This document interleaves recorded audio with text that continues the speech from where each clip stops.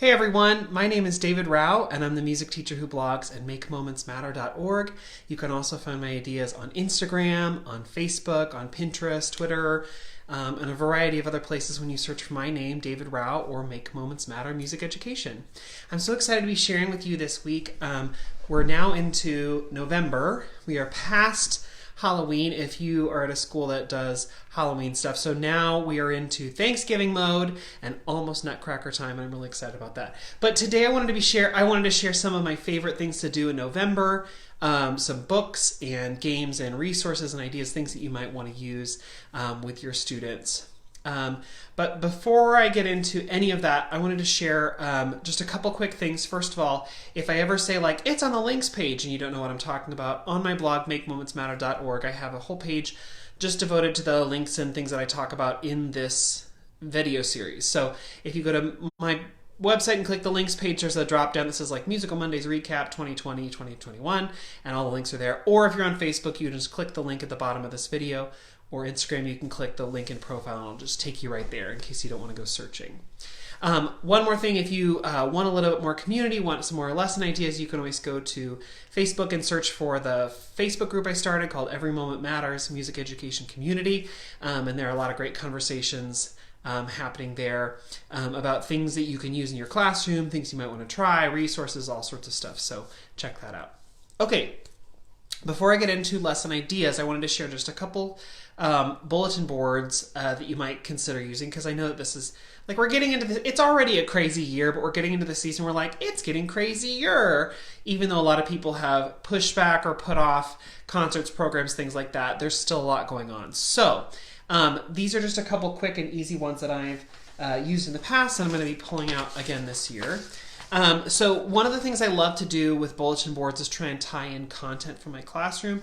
And so one of the bulletin boards I'm using is called The Rhythm of Life, or it also, there's in the bulletin board also like The Rhythm of Fall.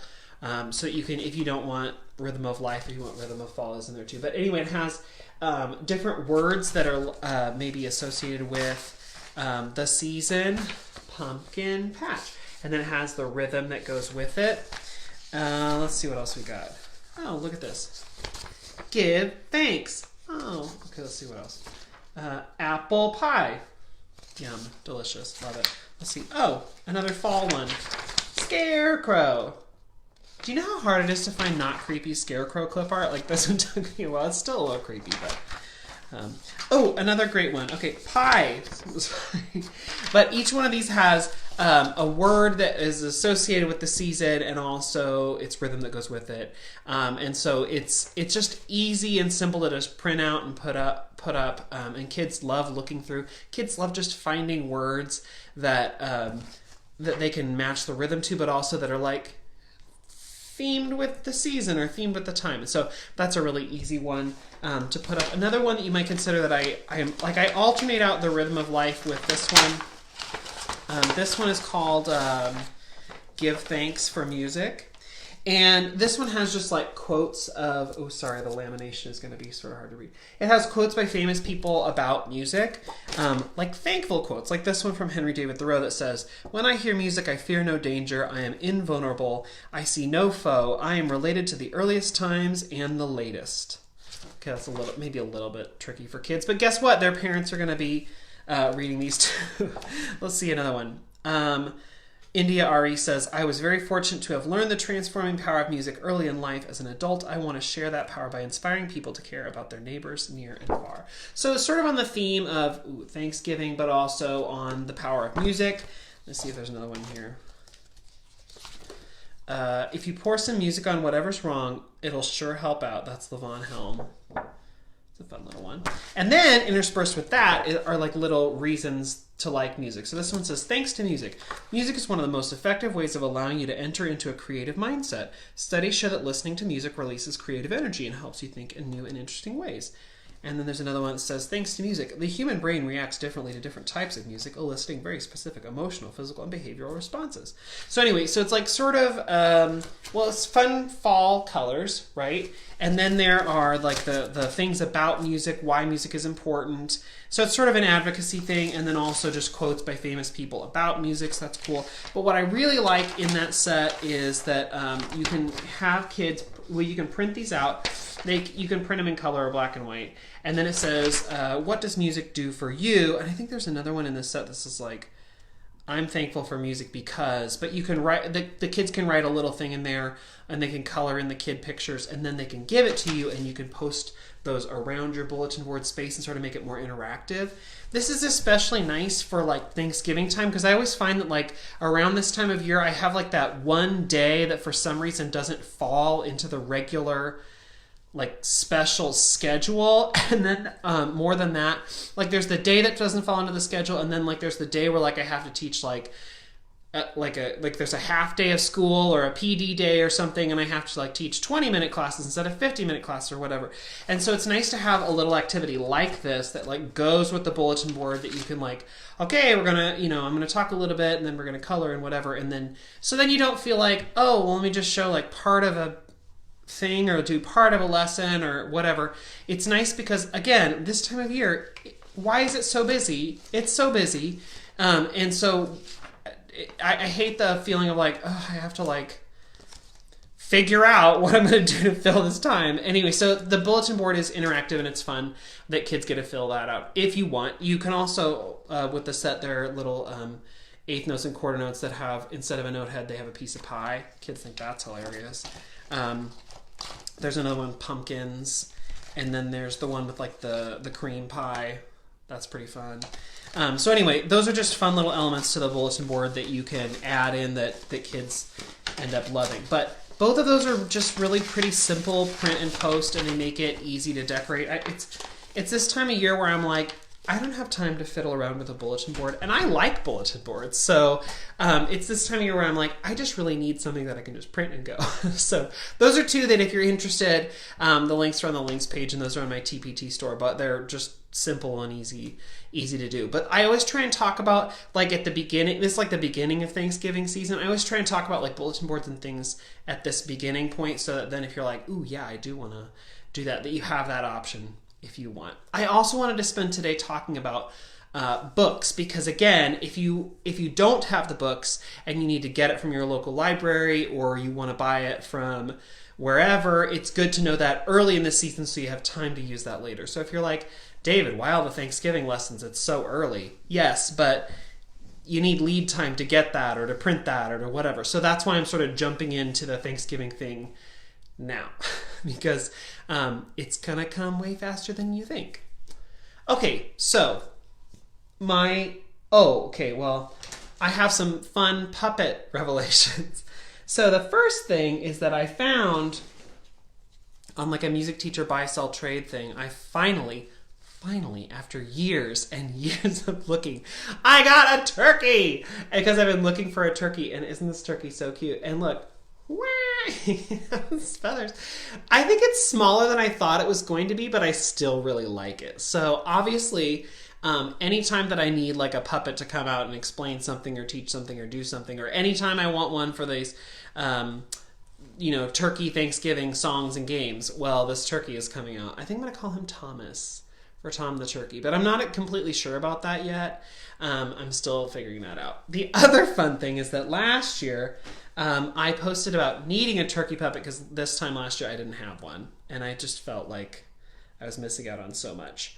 And so anyway, I have a friend who is actually a professional puppeteer. He works for a puppet company here in Kansas City, and he was like cleaning out his puppets and was like, I need to get rid of some of these, and then found this turkey and was like, would you want it? I was like, obviously yes. So he sent it to me, but in the picture he showed me, I didn't realize how huge it was. So this is a homemade, handmade turkey, and I don't really know what to do with it because it is so big. It is so big, and its head is as big as my head. The problem is it's like a stage turkey, so like I'd have to like sit behind my piano or something and do it. But I think it would still be really fun, especially for my kids who are optional remote, who are only at home. And so this is going to be making an appearance of some sort. I think it looks sort of Sesame Street-ish, but I really love it. Anyway, so not completely sure how I'm going to use it, but it's going to be involved somehow in my classroom. I'm going to have to get really good at doing a turkey voice or something. To me, this one seems like I should just gobble and not have it actually speak like a human. Anyway, so I'm really excited about it, but this is from my friend Mike, who actually makes puppets and does puppets for a living.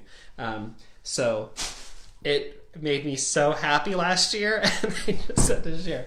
But so actually, one of the things that I'm gonna do with some of my lessons with my younger kids especially is that I'm gonna have the Thanksgiving Peacock, and so I'm gonna say, everyone, I'm so excited to tell you about, what's coming up, right? In a few weeks that we're going to have this special holiday that's American holiday that a lot of times people eat lots of food, and we spend time with family sometimes, and it's a very exciting time. And there's this bird who I just can't wait for you to meet, and that kids are going to be like, it's a turkey. I'm like, right.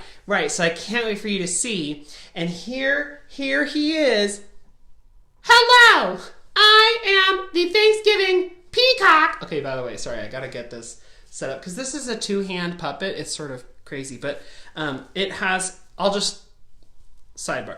It has in the back, there are these little, they're sort of like sticks or things in the peacock's feathers that help keep it, just help the feathers sort of pop up. But you can actually put your hand into the feathers, and so they pop up. But then you also need a hand to go in his neck. But so anyway, you're supposed to be able to put one in its neck and then one in its feathers. That's really hard to do. So I'm trying to make it work. Anyway, so my friends, there's this bird, and I'm so excited.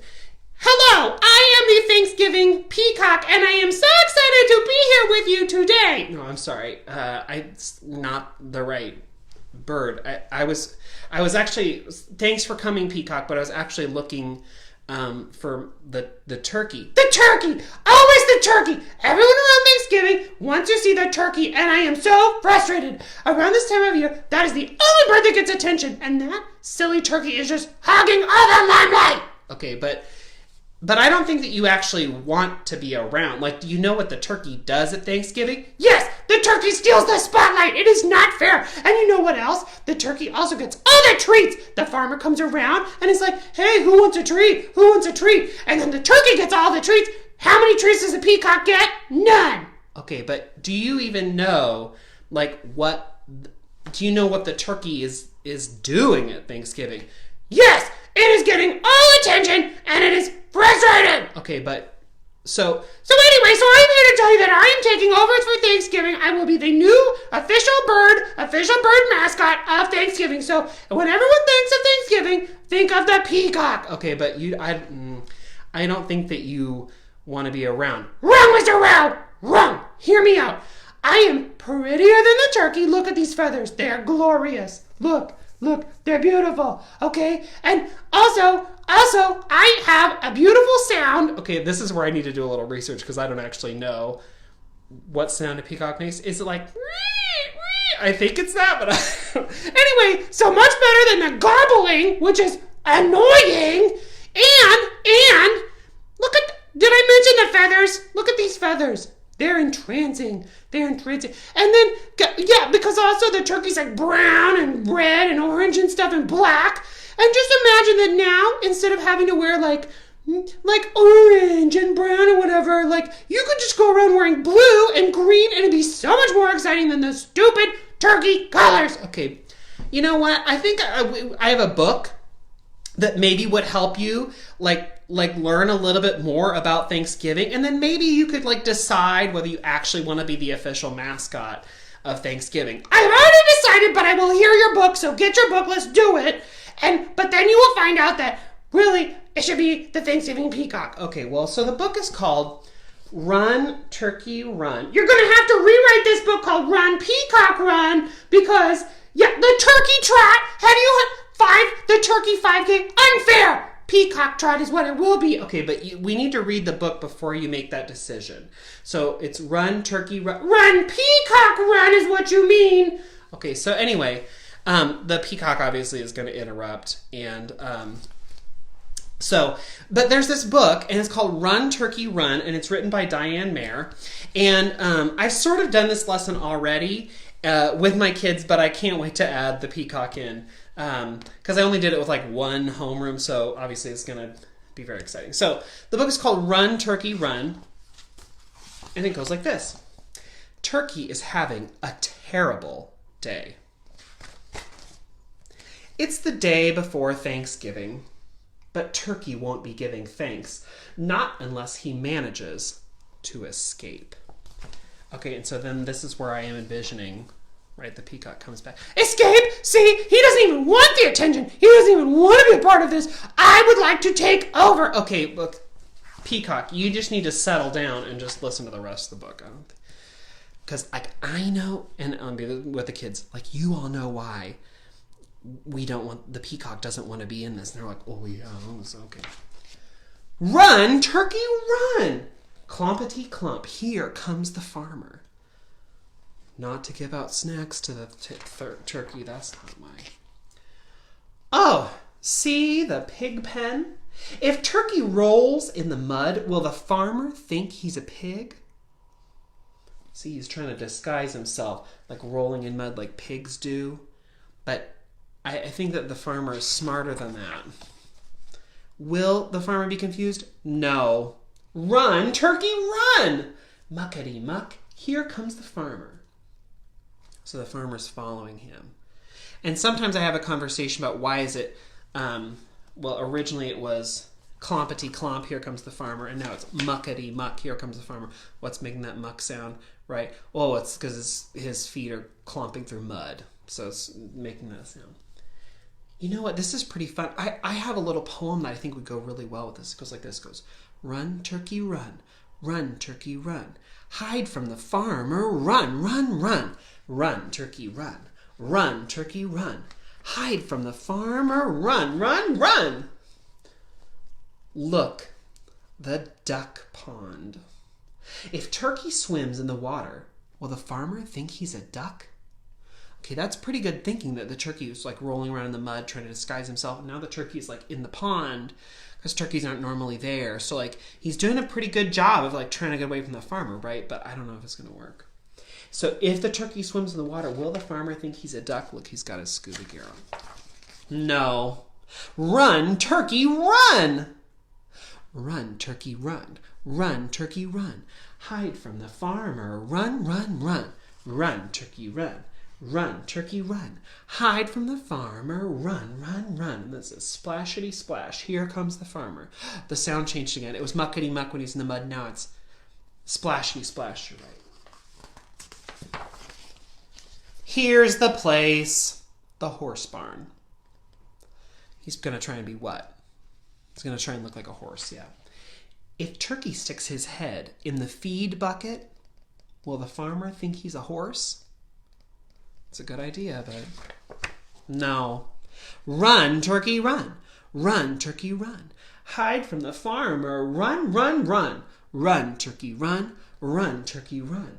Hide from the farmer. Run, run, run. And it goes clankety clank. Here comes the farmer. Clankety clank, because look, he stepped in the feed bucket. You know what? The Run, Turkey, Run poem is fun. Do you think that we could add like body percussion to that? Like, can we add padding to that? So instead of just saying, run, turkey, run, run, turkey, run. I wonder if we could pad it. So like, run, turkey, run, turkey, run.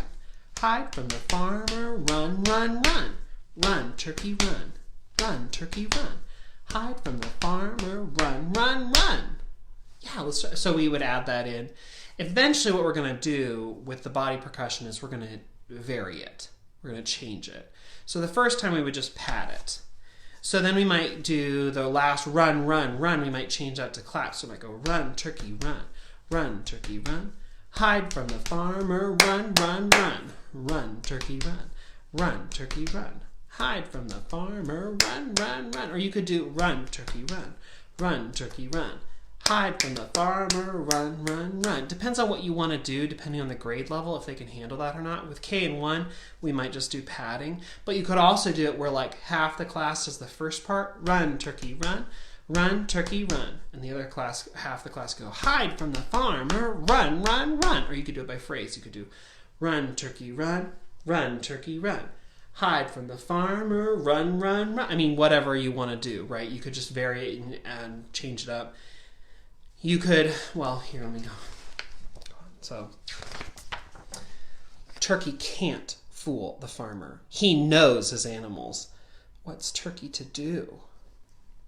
Run from the farmyard, because like he can't hide and look like other farm animals because the farmer knows it too well, so he has to go somewhere else where maybe the farmer isn't as knowledgeable. Run, turkey, run. Run, turkey, run. Hide from the farmer, run, run, run. Run, turkey, run.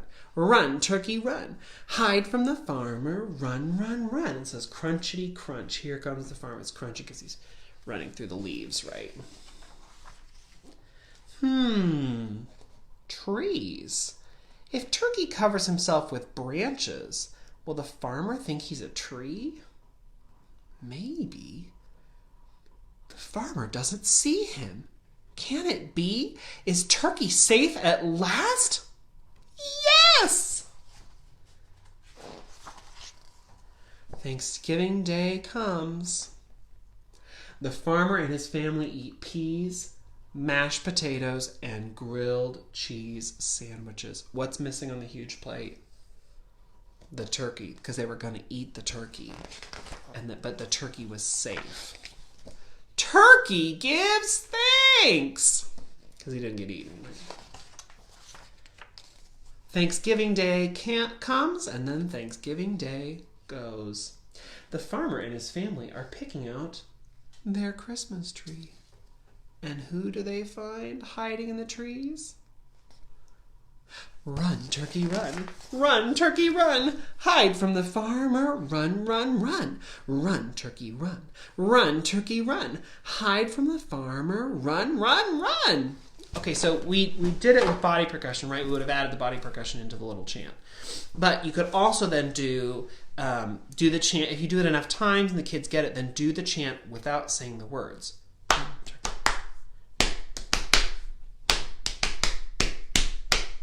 Because you might say like, ooh, we want the turkey to get away. But if the farmer hears us saying, run, turkey, run, like he might know the turkey's around. So instead, why don't we just pat it? You can think the words in your head, just don't say them out loud.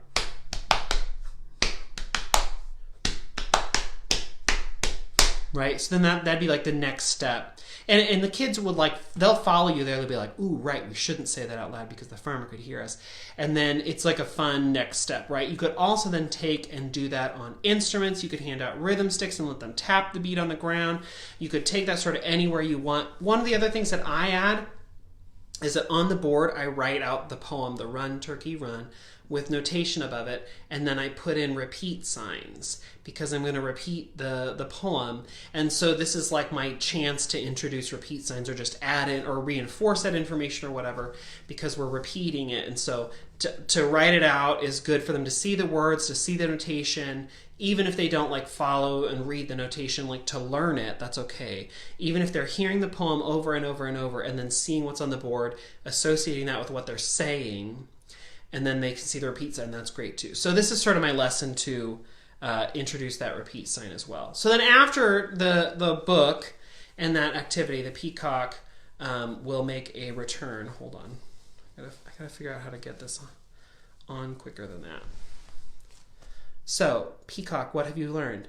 I learned that the turkey can run but cannot hide. Okay, yes, you learned that. What else did you learn? I learned that the farmer wanted to find the turkey. Do you know why the farmer wanted to find the turkey?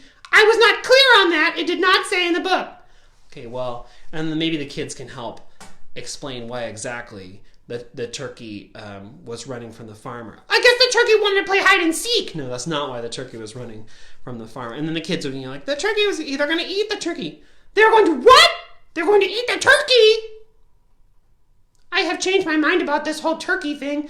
I think that I will let the turkey have Thanksgiving and I will find another holiday.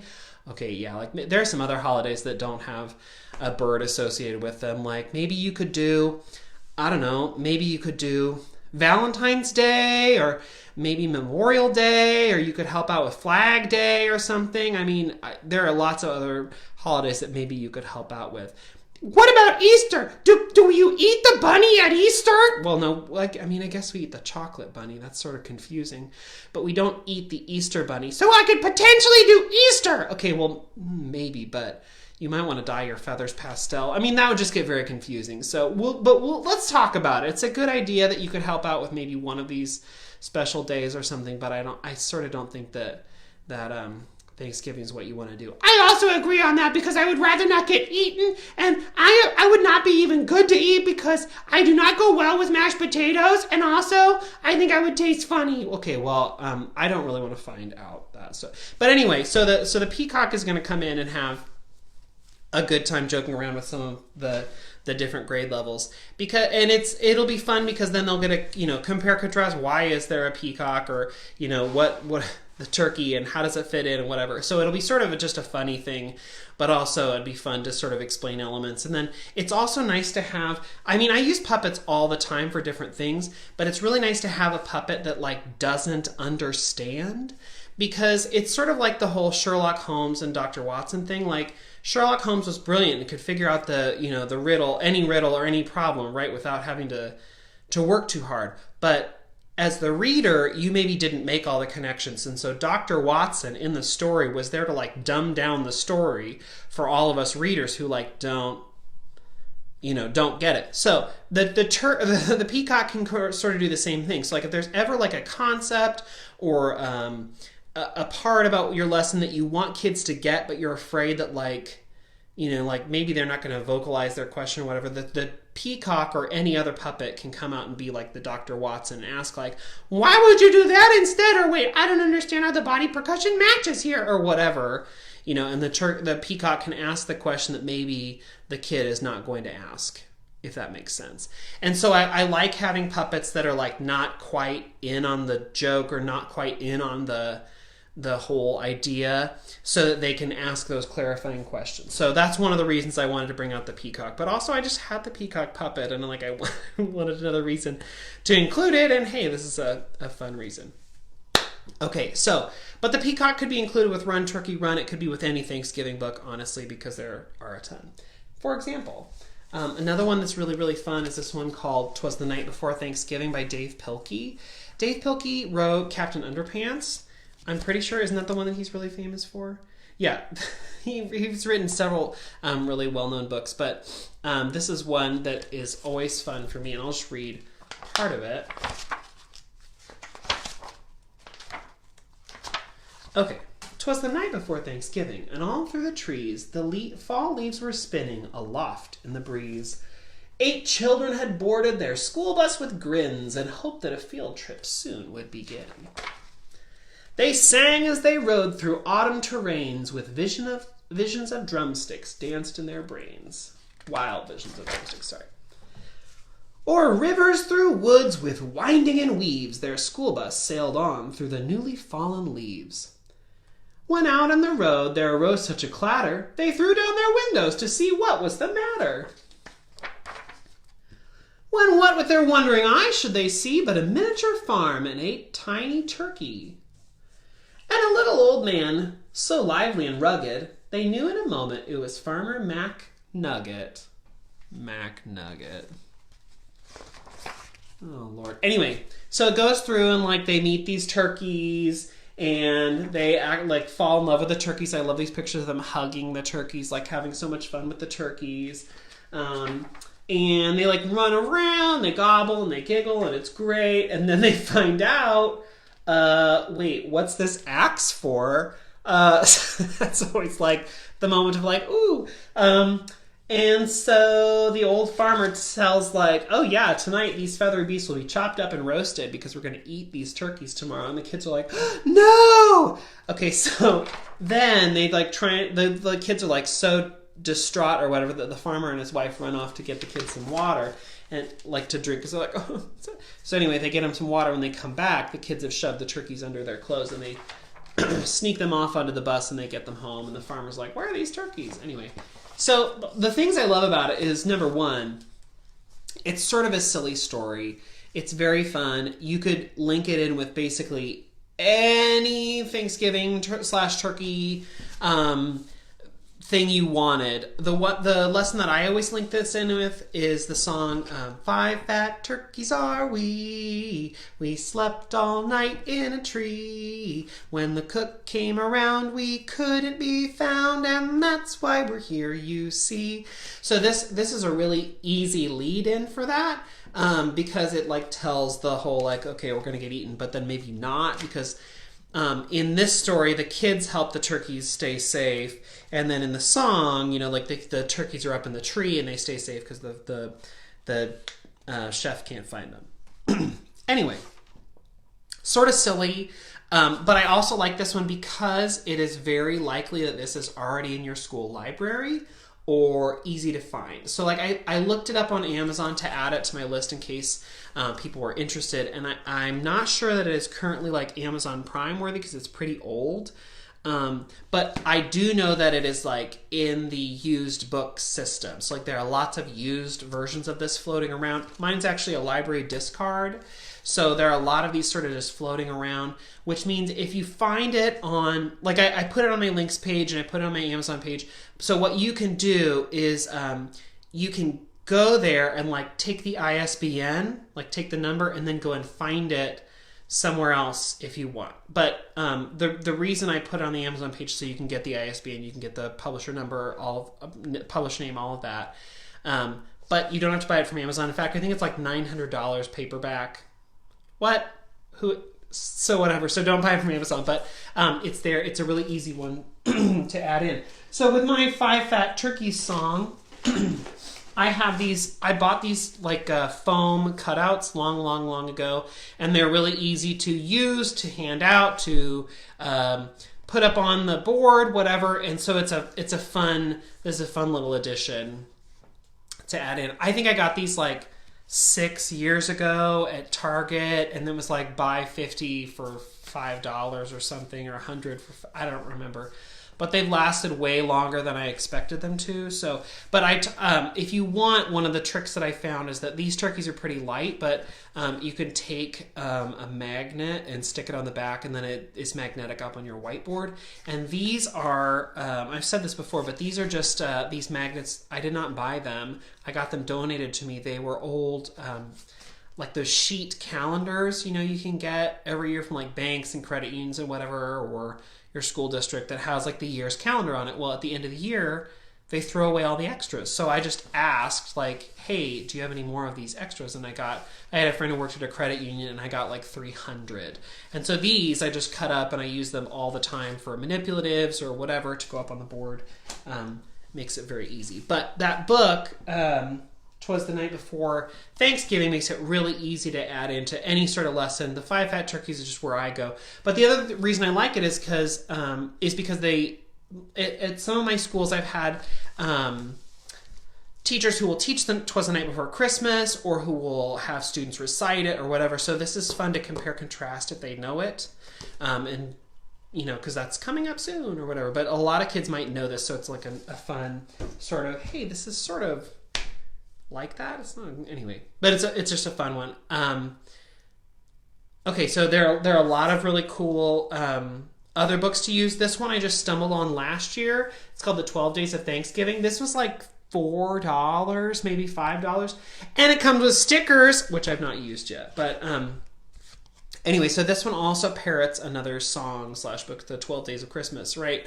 So this one, it goes through, and I love it because it has such fun pictures that kids love with like diverse characters. So I really like that. So on the first day of Christmas, on the first day of Thanksgiving, I was thankful for, not Christmas, on the first day of Thanksgiving, I was thankful for an evening at home with family.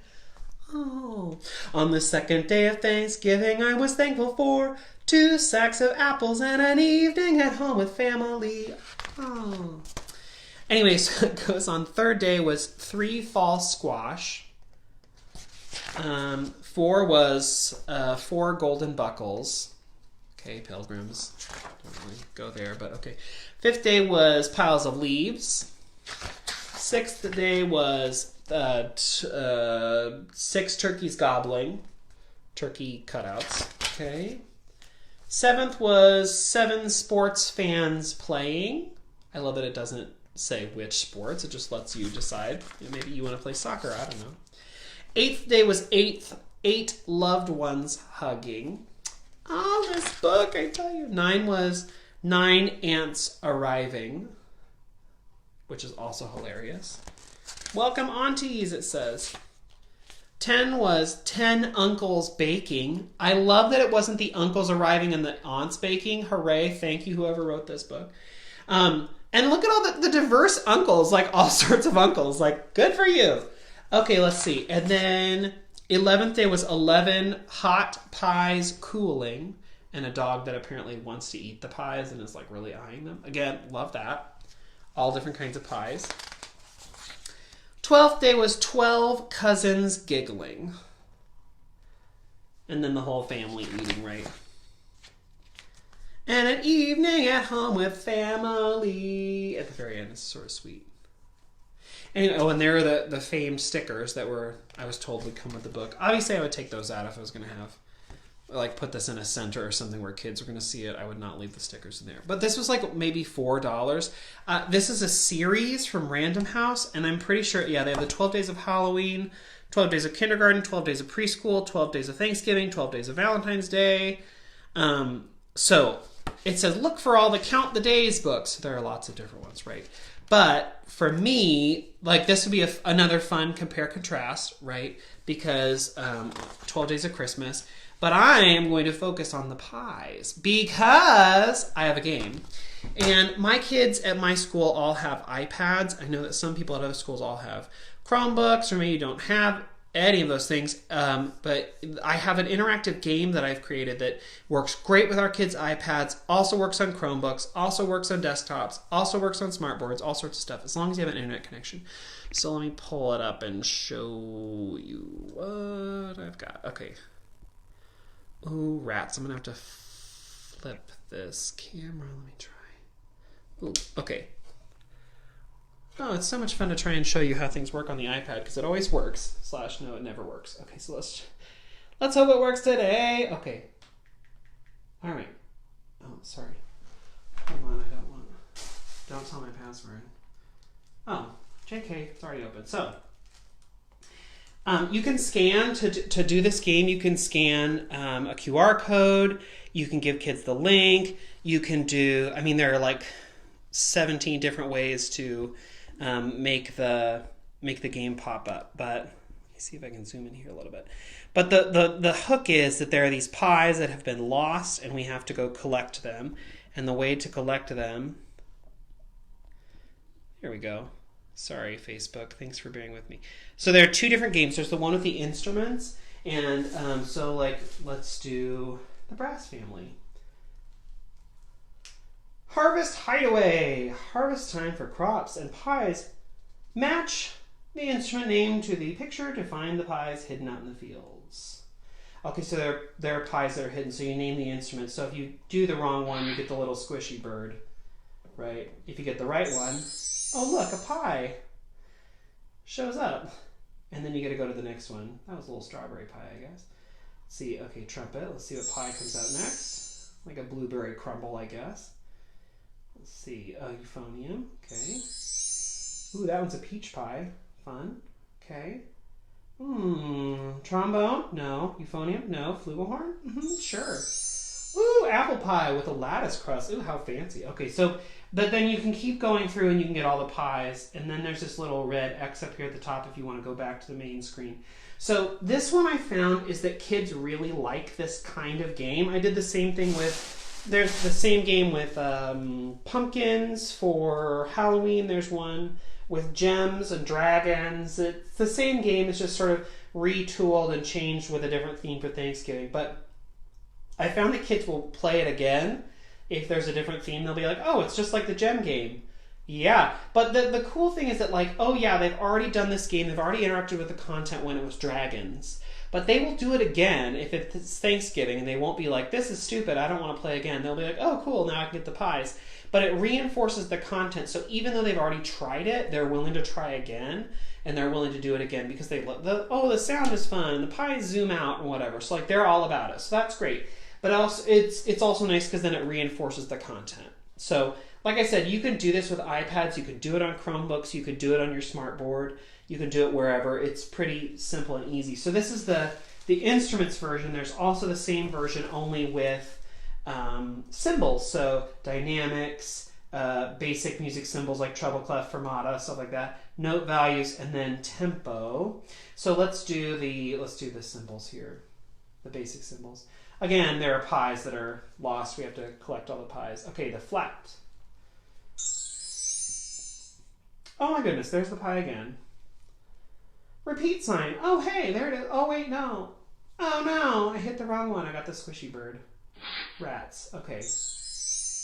But anyway, so it's the same sort of idea, only now it's different content. So I could do the symbols, I could do dynamics, whatever we want. But the fun thing is that kids, they like the game, they like the idea of getting the pies, and so it's just an easy game to get them to use, and to get them reinforcing content that they need. So it's one that, again, maybe there's like a day where I have a weird schedule or I have a half day or whatever.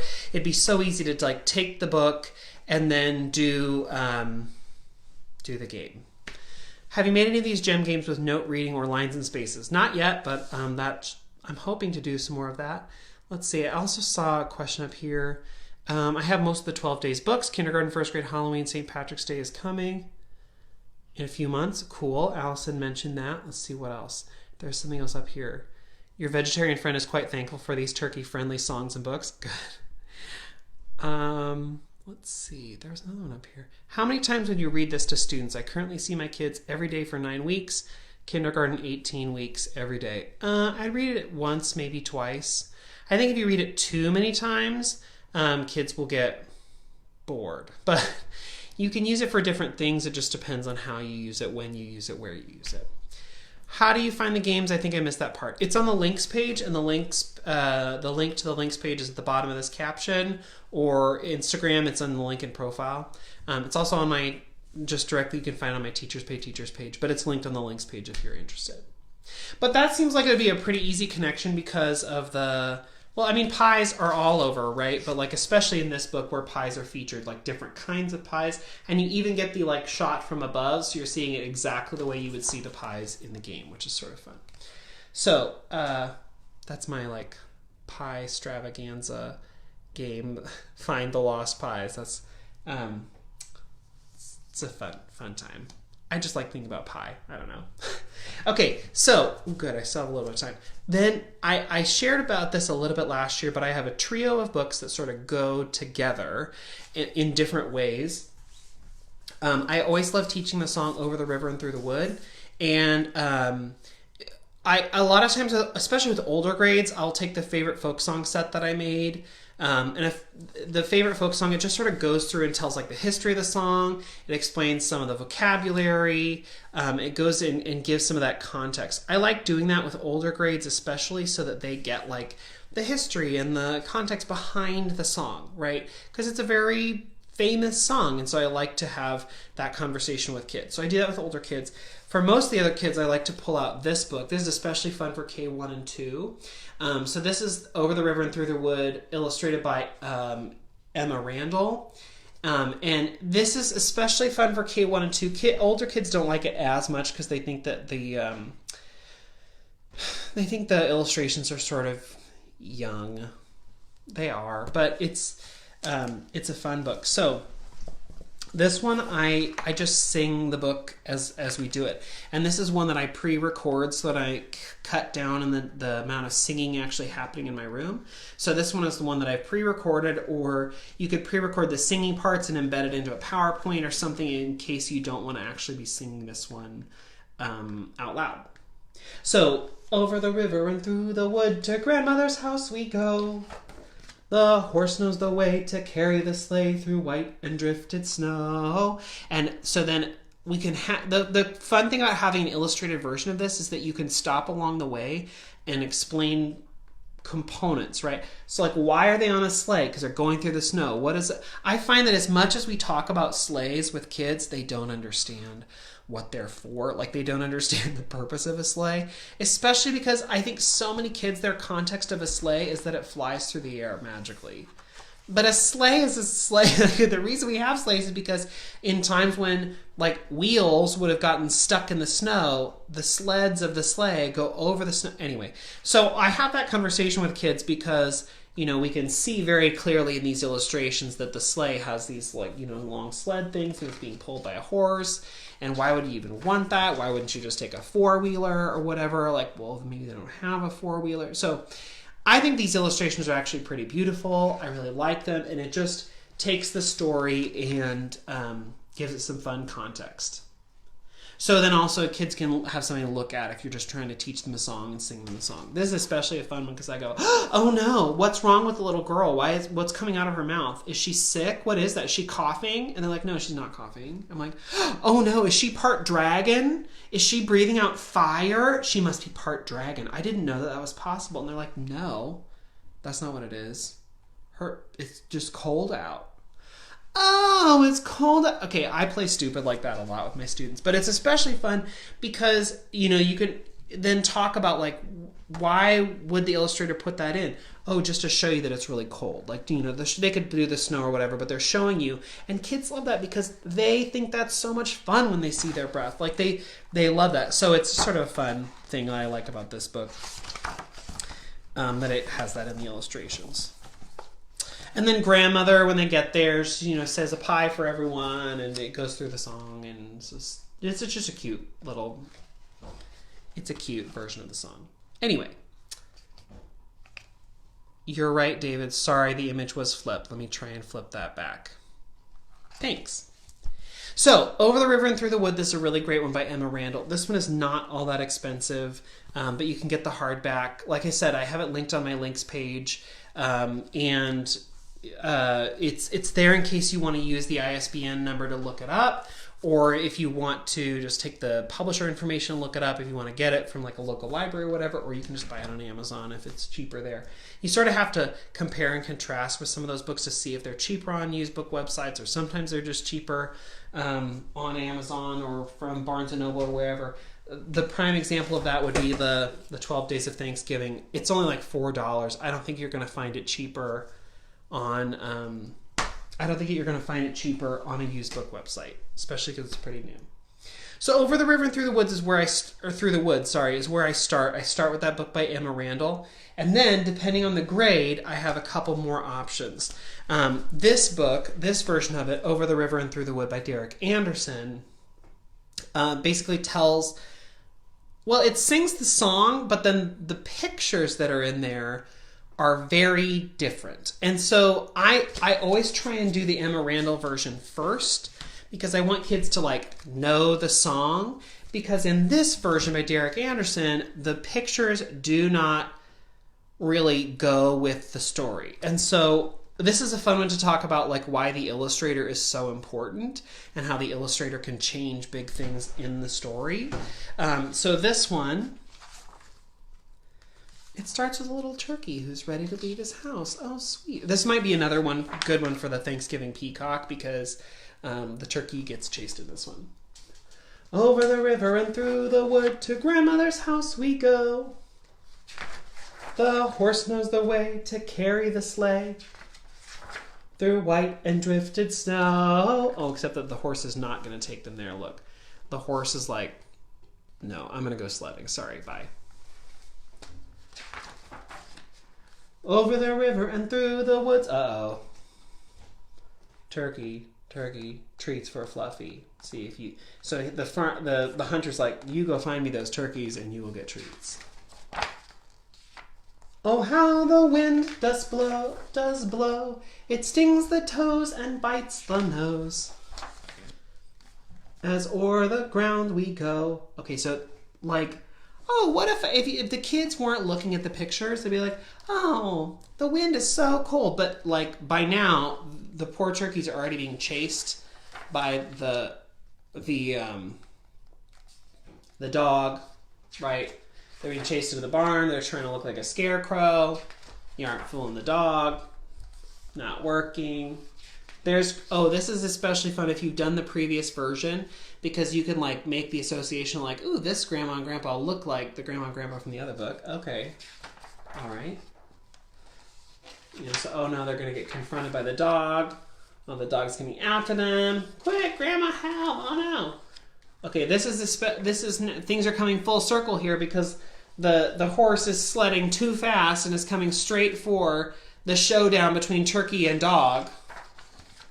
And then the horse runs into all of them. Oh no! Right?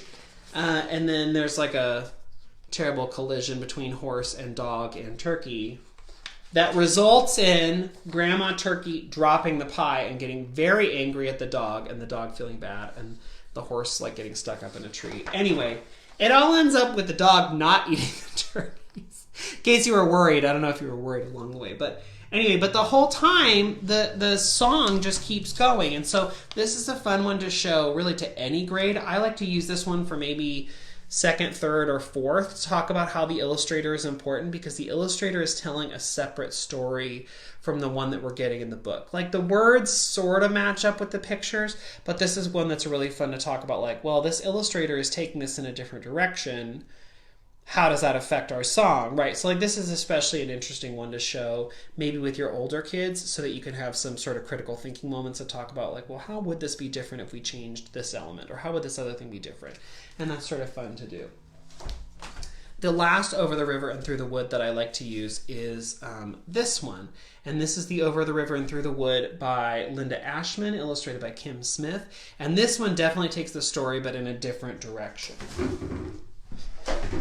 I see Susan says, I love your book lessons, but I wonder how many of these you use for upper elementary. It depends on how you use it. I find that my older kids don't mind if I use a picture book, as long as I'm making the lesson fit their cognitive level. Like they're still interested in the pictures and they're still interested in the story, and it gives an illustration for the story. Just like they'll watch a cartoon and they'll read graphic novels, and as long as you say like, okay, friends, we're going to read a fun story now. If you're like, you know what, I got this song and I actually have a book that illustrates it, so I'm just going to pull out the book. So it sort of just depends on how you introduce it. The same with the puppets. Like my older kids love the puppets, as long as I, don't try and be like, oh no, the owl is actually really an owl. Like I'm going to change how I introduce it to them, but they're children. They'll go with you if you lead them in the right way. So anyway, it's my little, you can still use picture books with all the kids talk. Okay, so this one is a fun one, Over the River and Through the Wood. This one tells, I realize I'm running out of time here. This one retells the story, but in this one, it starts with a letter from Grandma that says, come to our house for the holidays and bring your favorite pie. Love, Grandma and Grandpa. So these different branches of the family are getting the note from Grandma. Pack up the pooches and load the van. We need to leave by 8. There's so much to bring. Do we have everything? Come on, we can't be late. Into the tunnel, across the bridge, beyond the overpass. Dad mumbles, uh-oh, the fuel gauge is low. Looks like we need some gas. Mile after mile on 2-lane roads, no stations along the way. No gas, not a drop. We sputter, then stop. We start to walk, then... Yay! Okay, a sleigh to the rescue again, right? It retells the story for each branch of the family. So the first one who tries to take the car, they run out of gas.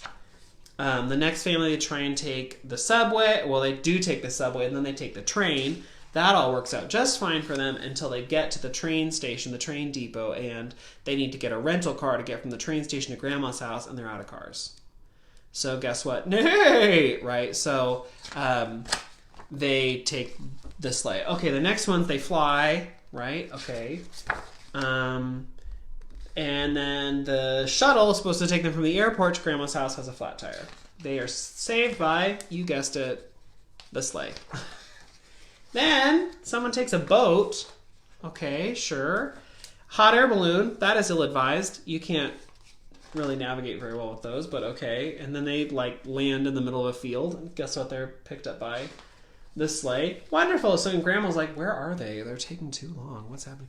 And then the sleigh shows up and everyone's happy and they all get to eat and it's cute. Anyway, so it takes the song. This is another fun one to use because it takes the song and it reimagines it, and it's a great book if you want to talk about theme and variation, if you want to talk about arranging, or if you want to talk not arranging, sorry, but if you want to talk about like new lyrics to an old song, like piggyback songs, you could talk about that. You can talk about the different ways people got to grandparents' house.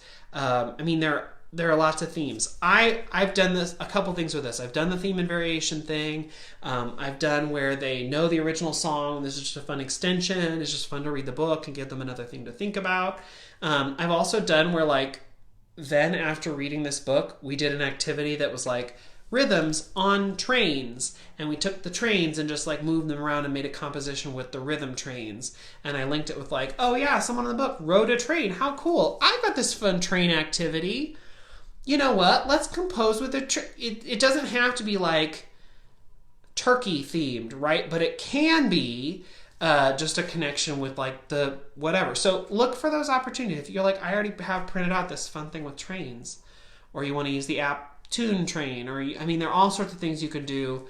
Like this is a book that is, yes, it's about the song, yes, it's about Thanksgiving, but it could easily be about transportation, right? Because they're all finding different ways to get there. So that's another connection you could make. One more thing I wanted to share, because I shared about this last year. I made these centers. I made a lot of centers in the last year because I liked using centers, but now I can't really use them because we can't share materials. So the one that I made was, it was different Thanksgiving foods, cookies, macaroni, cranberries, broccoli, right? So each one, it has the food, it has the rhythm, and it has the word. My English language learner teachers, like teachers of English as a second language, I don't know, the ELL teachers, they love these because it has the rhythm, and well, they don't care as much about the rhythm, but they like that it has the picture and it has the term on it. And they do like that it has the rhythm because it helps students sort of break down the syllables. I was like, I use these every year. I shared a lesson all about this last year. I was like, how am I going to use this? Because kids can't share the activities. Well, each center, there are 30 words. And when you print out the page, you get 9 to a page. So I had 9 bags with 30 words in them. And so all I had to do was take each thing and just split it in half. And then surprise, instead of 9 centers, I had 18 centers with 15 words. So then this is like super easy to then, like, you can do composition, you can do arranging, you can do talking about the 5 building bricks, you can use whatever, right? So I was like 18, that's pretty good. And then I also had a holiday themed pack that's just regular foods, which I had also already had pre-printed. So if you already have this, guess what? It's another 18 centers you can have, or another 18 bags. So instead of doing it in centers, I just split all the bags and then handed out the bags. And then we can do large group activities, or we can do, find the words that are a ta rest word or whatever. Like, there's so many things you can do with these centers. I just remember thinking like 2 weeks ago, like, what am I going to do? I already have them pre-printed. I really love that activity. How can I make this an activity that is, less like us sharing materials? I also found that, like, in my classroom, I have an iPad and I have an Apple TV. I could walk around and like show a picture, like hold the iPad above what a kid is doing and then show it up to the whole class on the Apple TV. So instead of having to like work in centers and sit next to each other and fiddle with each other's cards and stuff and like be touching each other, I can walk around and show examples from different kids all around the room to get that sort of like communal feel, even though they're all working in their own space. And then the cards, when they're done, my district says as long as it sits for like 48 to 72 hours, you don't have to sanitize it. So I was worrying, like, what am I going to do with each of these cards? Like, dip them in Lysol? No. And the district was like, no, as long as they just sit out long enough, any active germs on them will die and you're fine. because the district is saying that especially COVID transmission does not necessarily happen with tainted materials. It's usually through droplets or through aerosols. So they're like less worried about materials that we're sharing, and they're more worried about things that are in the air. So that means that then I can take these materials and I can use them potentially with different grade levels if I plan well enough so that I know like there's enough time in between kids using the bags, if that makes sense. Okay, that was a lot of books and a lot of things in a very short amount of time. So I'm going to stop so that I can let y'all go. But all of those books, all the resources, everything that I talked about is available. Well, it's linked on that links page in case you want to go get it. You want to get the book and get it through your local library or whatever. It's all on the links page. If you have any questions, feel free to reach out to me either through the discussion here, or you can email me at makemomentsmatter@gmail.com. But like I said, I try and do these books and things early, or centers or bulletin boards, so that you have time in the next couple weeks. So next week I'll do something that's a little bit more lesson embedded, but I wanted to share all these resources in case you wanted to go and get them or use them now. All right, well, thanks so much, everyone. Have a great week. I will see you next Monday night for another Musical Mondays video. Thanks, everyone.